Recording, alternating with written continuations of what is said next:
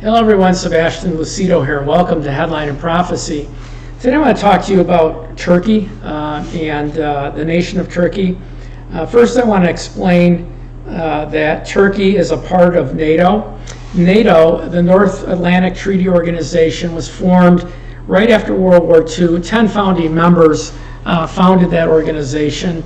Now we're up to 30. Countries like US, France, Canada, Greece, Spain, Netherlands, Portugal, UK, Belgium, Denmark, Romania, Bulgaria, Czechoslovakia, Hungary, and there's others that are a part of NATO. NATO's primary mandate is the joint alliance to guarantee security for members. So they act as one. If you attack one NATO nation, you attack them all. And so they promote democracy. They act as peacekeepers around the world. And so there's great protection. It was structured and set up really to protect its members against the Soviet Union. Right after World War II, Russia, the Soviet Union, was our ally. But right after they went toward world domination, we could see where Stalin was taking them. And so we set up NATO, and so it was to promote democracy and to protect each other. So that if Russia came into one of the founding members, or any of the members, all of the members would gang up together. So they have a military, mostly peacekeepers, but there is a joint military alliance between us. Here's the issue. Turkey is a part of NATO.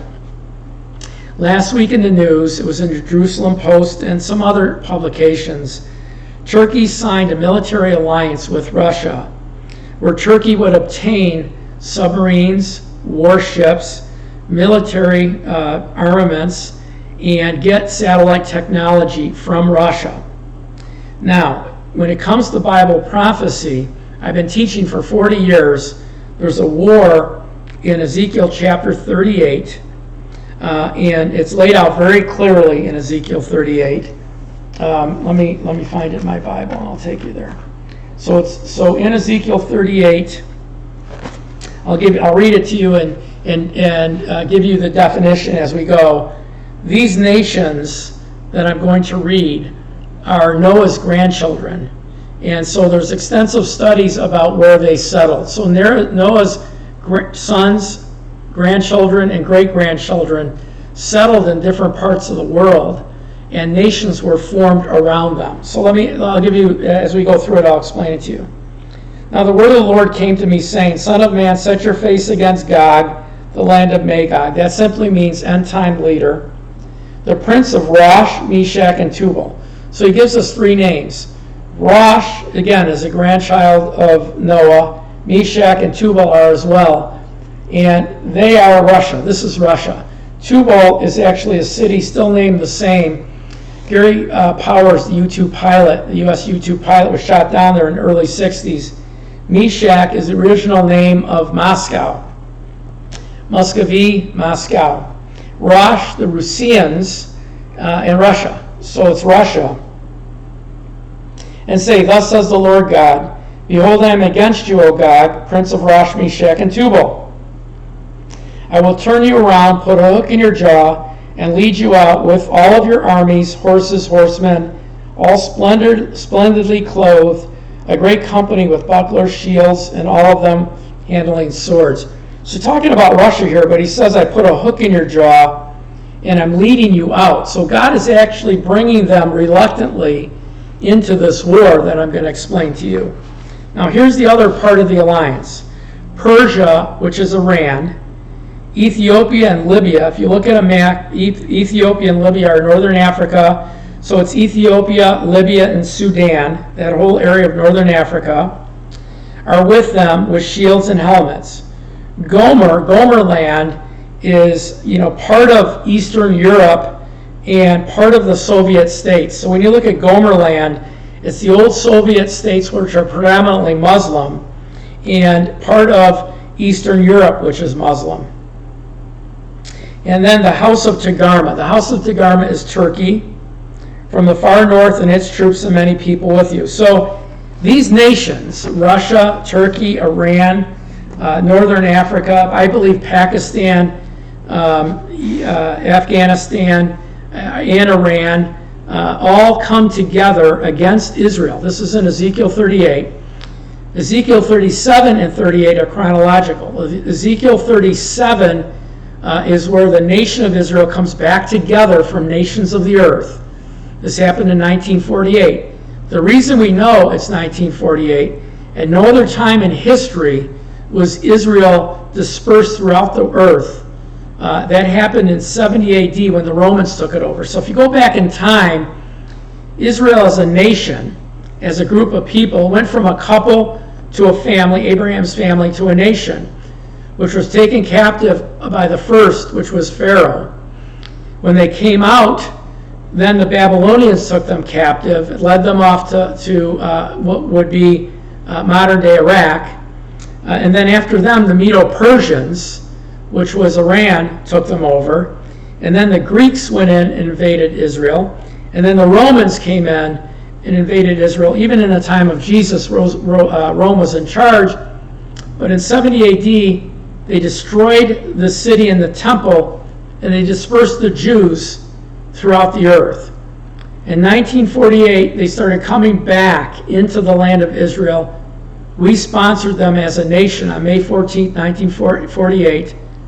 So they had been coming into the nation for 40, 50 years before. We recognized them as a nation on May 14, 1948. And so they've been a nation. In 1967, they took over the boundaries that we see today. They took on Golan Heights, which is up by Syria, the West Bank, which is on the west bank of the Jordan River, which abuts up to Jordan, and then the Gaza Strip, which is down by Egypt. That happened in the 6-Day War. And so they've been together. So this war, Ezekiel 38, comes, and what happens is Russia, Iran, Turkey, Syria, Northern Africa, as I said, the Sudan, Libya, and Syria and some of the old Soviet states, Uzbekistan and some of those, will join together with Pakistan, I believe, and Afghanistan now, and with Turkey, and invade Israel, and they'll be destroyed by us in Israel. We will side with Israel. Canada, New Zealand, the UK, US will side with Israel, and 5/6 of their armies will be destroyed. They'll be decimated. I believe this is the next prophetic event. What happens as a result of this is what you have left in Islam are mostly moderate states like Jordan and Egypt, United Arab Emirates, Oman. So these moderate states, I believe, will allow Israel to build the temple because they've signed normalization agreements. So here's the thing, after 40 years, the nations have been aligned, but Turkey has been this oddball. So Turkey, in the last 30 days, has signed a military alliance with the enemy of NATO, being a NATO member. So they're getting warships, they're getting submarines and armament, not from NATO members, but from NATO's enemy, Russia. And so when you look at this is very telling, because now the things are lining up and coming together. Erdogan, who is the president of Turkey, wants to go back to the caliphate.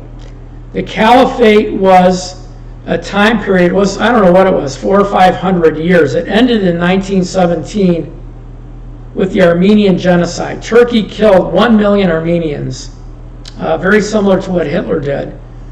And it ended the caliphate. The caliphate was Islam controlling Jerusalem.